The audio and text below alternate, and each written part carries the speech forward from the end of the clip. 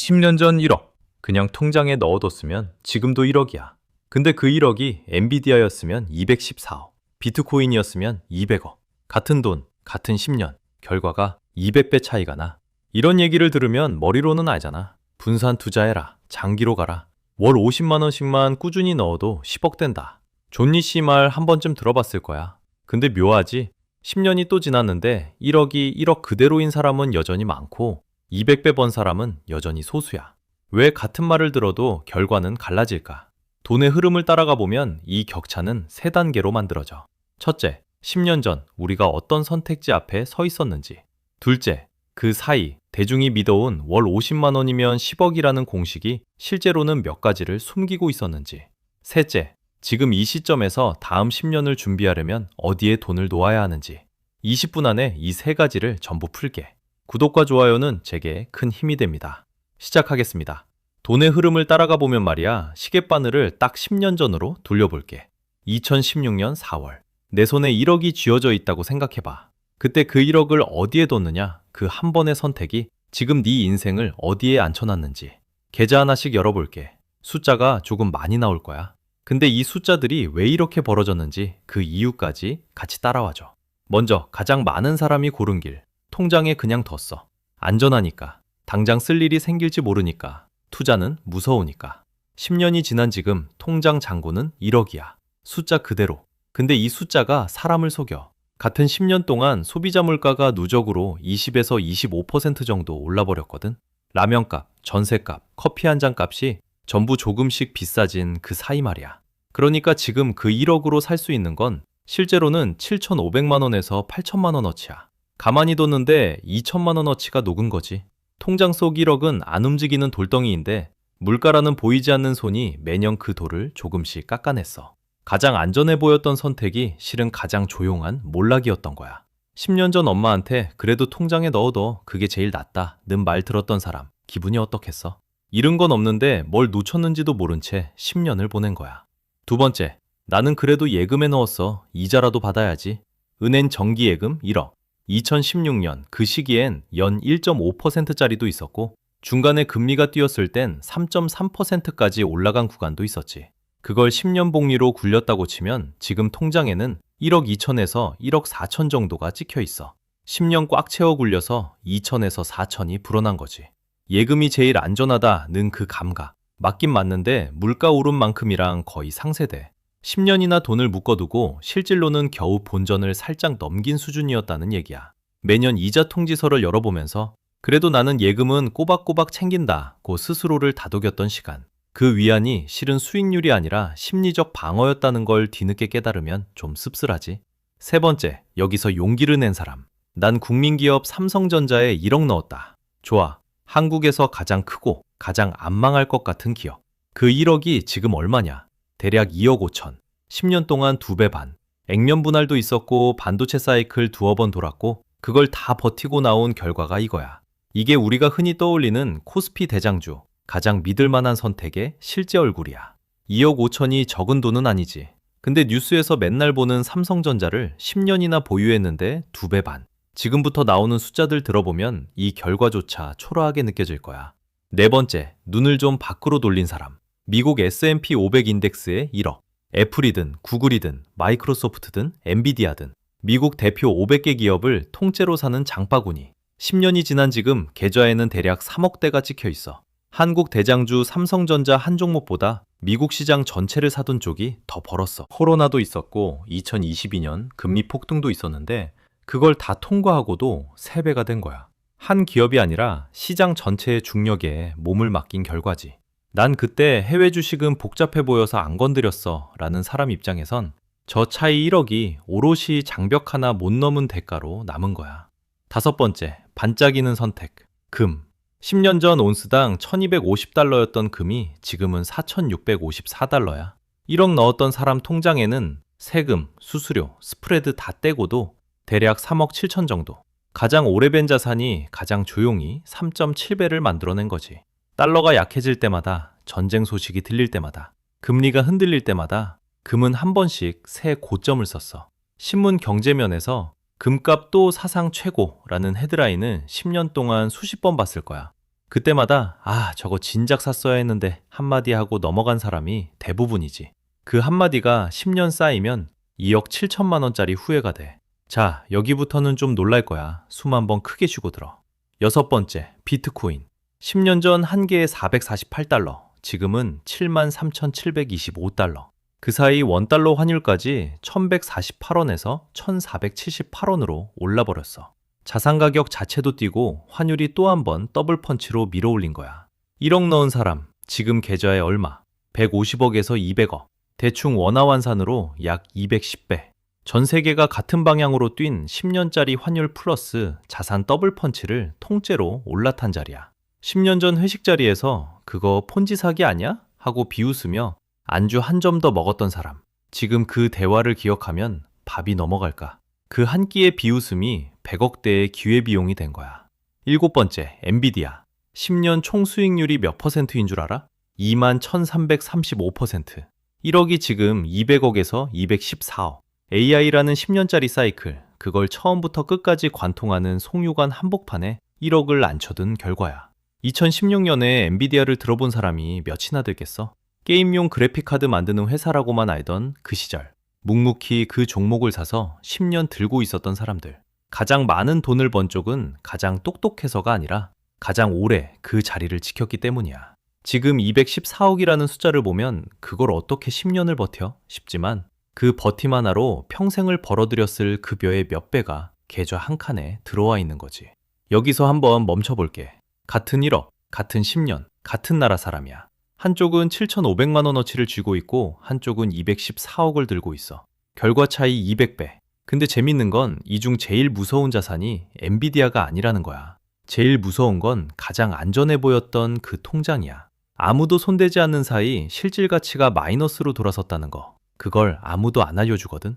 엔비디아를 못 산 건 운이 없어서 라고 자신을 위로할 수 있는데 통장에서 녹은 2천만 원은 누구 탓도 할 수가 없어. 내가 직접 거기 놔둔 거니까. 여기까지 보면 그래, 그때 엔비디아나 비트코인 샀으면 인생 폈지로 끝날 거야. 근데 진짜 문제는 지금부터야.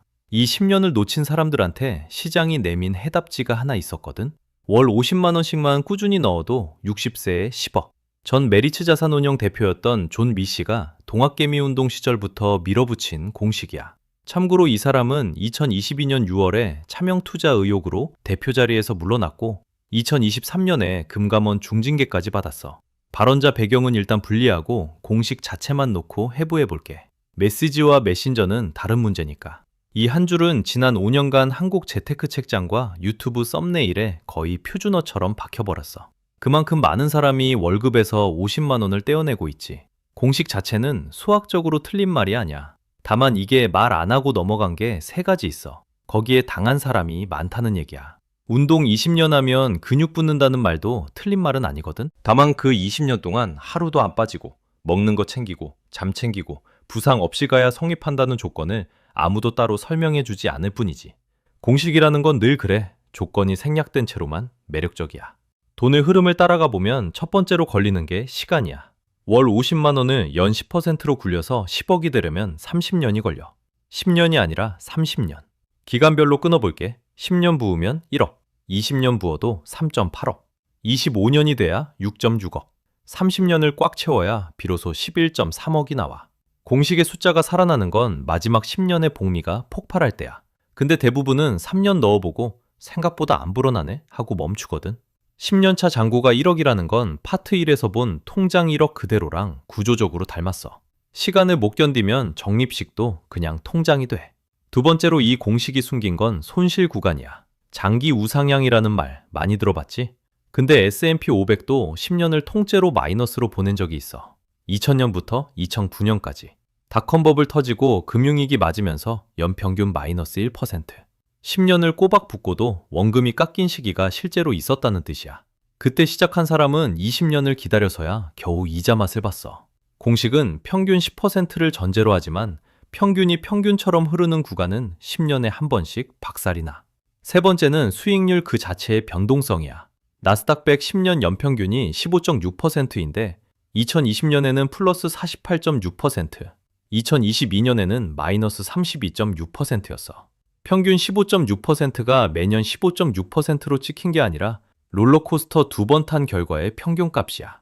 영상 한 컷으로 보면 부드러운 곡선인데 실제로 탄 사람 몸은 멍들었다는 얘기지. 마이너스 32%를 맞고도 다음 해에 계속 부을 수 있는 멘탈이 있어야 그 평균이 본인 거야. 계좌가 3분의 1 녹은 상태에서 월 50만 원을 또 꺼내 넣는다는 건 말처럼 쉽지 않아. 그 해에 출금한 사람 기준으로 보면 공식의 평균값은 영원히 남의 숫자가 돼.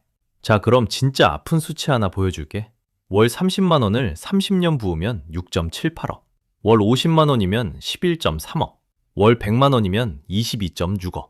여기까지는 상식이야. 근데 같은 연 10%로 원금 1억을 그냥 한 번에 넣어두고 30년을 건드리지 않으면 얼마가 될까? 17.45억이야. 월 50만 원을 30년 꼬박 부은 사람보다 처음에 1억 목돈이 있던 사람이 더 벌어. 이게 공식이 끝까지 말 안 해준 마지막 함정이야. 꾸준함이라는 위로가 처음 원금 사이즈의 수학을 못 이겨. 한 방울씩 물병을 채우는 사람보다 이미 반쯤 찬 물병을 들고 시작한 사람이 먼저 넘친다는 뜻이야. 그래서 공식은 조건부였어. 20대부터 30년 동안 한 번도 멈추지 않고 시장이 그 기간 내내 평균 10% 이상을 찍어주고 중간에 10년 손실 구간이 와도 멘탈이 버텨주고 남들보다 목돈을 늦게 쌓은 걸 감당해야 비로소 상립하는 공식. 4가지 조건이 전부 맞아야 해. 72 법칙으로 바꿔보면 감이 더 와. 연 10%면 7.2년에 2배, 연 8%면 9년에 2배, 연 수익률 2%포인트 차이가 마지막 결과에서는 억 단위로 벌어져. 그 2%포인트가 본인 수중에 들어올지는 솔직히 아무도 몰라. 속았다기보다는 나머지 조건을 아무도 친절하게 알려주지 않은 거야. 공식만 외운 채로 3년 넣다가 손실 맞으면 대부분 중도에 빠져나와. 그 순간부터 공식은 공식이 아니게 돼. 그리고 여기서 한 발 더 들어가면 이 공식이 왜 그렇게 잘 팔렸는지도 보여. 듣는 사람 입장에서는 지금 자산이 없어도 괜찮다는 말처럼 들리거든. 목돈 없어도, 운 없어도 50만 원만 있으면 된다는 안도감. 그 안도감이 조건을 지웠어. 조건이 지워진 공식은 더 이상 설계도가 아니라 그냥 위로야. 공식이 조건부라는 걸 알고 나면 진짜 질문은 하나로 좁혀져. 그 4개 조건이 거의 다 흔들리는 지금, 우리는 다음 10년을 어디에 놓아야 할까? 원달러 1478원, 미국 금리 3.5%. 한국이 먼저 인하한 2026년의 지형에서 말이야. 자, 여기까지 따라온 사람은 이미 한 가지를 손에 쥐었어. 10년을 200배로 만든 사람들은 특별한 종목을 고른 게 아니라 특별한 자리에 앉아 있었다는 거. 그리고 월 얼마짜리 공식이 말해주지 않은 조건은 시간, 시장, 원금 사이즈라는 거. 그러면 이제 질문은 하나만 남아. 다음 10년, 우리는 어디에 앉아 있어야 할까? 답은 생각보다 심심해. 한 자산, 한 나라, 한 시점에 전부 걸지 않는다. 통화, 지역, 시점, 이 세 축을 동시에 흩어놓는 거야. 오건영 단장이 말하는 3분산 원칙이 그거고 지난 10년의 승자들을 거꾸로 뜯어봐도 결국 남는 원칙이 그거였어. 첫째, 통화. 지금 원달러는 1530원 고점까지 찍고 내려온 자리야. 17년 만에 본 숫자지. 심지어 한국은 미국보다 먼저 금리를 내려서 지금 2.50%. 미국은 여전히 3.50에서 3.75%야. 금리가 낮은 쪽 돈이 금리 높은 쪽으로 빨려나가는 게 교과서라면 원화 하나만 들고 있는 계좌는 이미 기울어진 운동장 위에 서 있는 거야. 전 재산이 원화 표시 자산이라면 그 자체가 거대한 한방향 베팅이라는 얘기. 포트폴리오의 30에서 50%를 달러 표시 자산으로 옮기는 건 공격이 아니야. 기본값 재설정이지. 둘째, 지역. 이 부분이 좀 까다로워. 2025년에 한국 개인들이 해외 주식을 280억 달러 순매수했어. 1년 전에 2.8배야. 심지어 20대는 보유한 상장지수 상품의 60%가 이미 해외 쪽이야. 방향은 맞아. 근데 그중 88에서 89%가 미국이야. 다시 말하면 한 세대가 통째로 미국 한 나라로 몰려가고 있다는 뜻이지. 미국을 빼라는 얘기가 아니야. 미국을 중심축에 두되 나머지를 같이 깔아두라는 거야. 한 지역이 흔들릴 때 다른 지역이 받쳐주는 구조. 몰입이 아니라 배치. 셋째, 시점. 여기가 2부에서 깬 공식을 진짜로 갈아 끼우는 자리야. 월마다 일정 금액을 꾸준히 넣는 방식은 마음은 편하지만 수학은 느려. 원금 1억을 지수에 30년 놔두면 17.45억이 돼. 같은 30년 월 50만씩 넣으면 11.3억이야. 이미 주머니에 있는 돈은 묵직하게 시장에 먼저 놓고 매달 들어오는 월급은 그 위에 얇게 덮어가는 구조. 그래야 10년 손실 구간이 와도 평균 단가가 같이 내려가면서 다음 상승에 올라탈 수 있어. 그래서 지금 당장 할 수 있는 게 세 가지야. 감정 빼고 기계적으로. 하나, 오늘 밤 계좌를 열어서 원화 비중을 계산해. 전체 금융자산에서 원화 표시 비중이 70%를 넘기면 그 자체가 이미 편향이야. 안전해서 그런 게 아니라 안 옮겨서 그런 거야.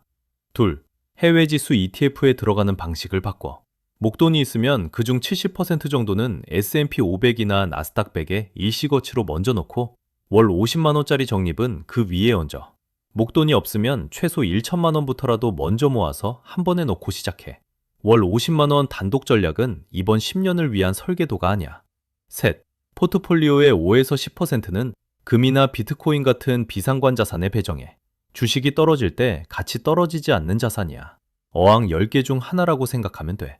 수익률로 평가하지 말고 보험으로 봐. 잃어도 감당할 수 있는 크기로만 넣는 게 핵심이야. 이 세 가지는 멋있지 않아. 짜릿하지도 않아. 200배 같은 드라마도 없어. 근데 10년 전 통장에 1억을 그대로 묶어둔 사람과 같은 1억을 3개의 축으로 훑어놓은 사람의 거리는 이미 여기서부터 벌어져. 다음 10년이 끝났을 때 누가 같은 자리로 돌아오고 누가 앞으로 나가 있는지는 오늘 계좌 구조 한 줄이 정해. 감정 없이 깔아둘 수 있어. 이번엔 그래야 해. 자, 이제 상상해봐. 10년 뒤 같은 카페에 두 사람이 앉아 있어. 한 명은 또 한숨을 쉬면서 그때 그걸 샀어야 했는데를 반복하고 있고 다른 한 명은 말없이 커피만 마시고 있어. 차이는 종목운이 아니야. 10년 전 어느 밤 자기 계좌를 열어서 통화가 한쪽으로 쏠려 있는지, 지역이 한 나라에 묶여 있는지, 들어가는 시점이 한 곳에 몰려 있는지, 그 세 줄을 조용히 점검했느냐, 아니면 언젠가 하겠지 하고 덮었느냐. 딱 그 차이가 10년을 벌리는 거야. 박탈감으로 끝낼 필요 없어. 지난 10년은 돌아오지 않지만 다음 10년은 아직 한 글자도 안 쓰였거든. 공식의 위안에 기대지 말고 기계처럼 차갑게 통화, 지역, 시점, 세 칸을 하나씩 맞춰두면 돼. 그 세 칸을 지킨 사람의 계좌는 시간이 갈수록 조용히 무거워지고 안 건드린 계좌는 겉은 그대로인데 실질만 얇아져. 그 무게 차이가 결국 10년 뒤 표정을 가른다. 너는 이 영상을 본 뒤 어떤 칸부터 손댈 거야? 통화야, 지역이야, 아니면 시점이야? 셋 중에 제일 먼저 건드리고 싶은 한 글자만 댓글로 남겨주면 다음 영상 방향과 사례 선정에 그대로 반영할게. 같은 질문을 안고 있는 사람이 생각보다 많을 거야. 어려운 경제를 쉽고 명쾌하게, 통찰은 깊게 전달해드립니다. 제 영상이 괜찮으셨다면 구독과 좋아요 부탁드립니다. 다음 영상에서 뵙겠습니다. 감사합니다.